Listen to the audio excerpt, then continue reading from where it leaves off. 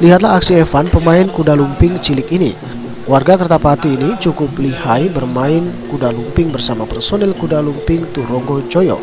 Gerakannya luas, bahkan bisa jungkir balik di atas panggung. Anak kelas 1 SD ini mengaku memang senang menari kuda lumping. Sementara bisa jungkir balik ini dikarenakan sering melihat pemain kuda lumping dewasa melakukannya. Kita senang deh dengan kuda lumping ya? Iya, senang Om. Ngapa senang? Ngapa? Kayak kita. Sejak berapa tahun? 3 tahun. Tahun. Kita tadi bisa koprol-koprol tuh, latihannya susah nggak? Tidak latihan. Om. Oh, memang bisa ya. Sementara ibundanya, Mayang, mengaku Evan ini memang sudah senang menari kuda lumping sejak umur 3 tahun. Mungkin karena dirinya dan suaminya juga pemain kuda lumping, jadi anaknya menurut.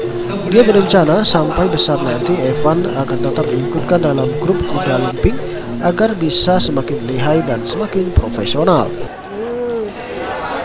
Memang hobi nonton atau hobi main? Hobi main dari kecil. Sudah sering diajak sama Pak Pujianto ya?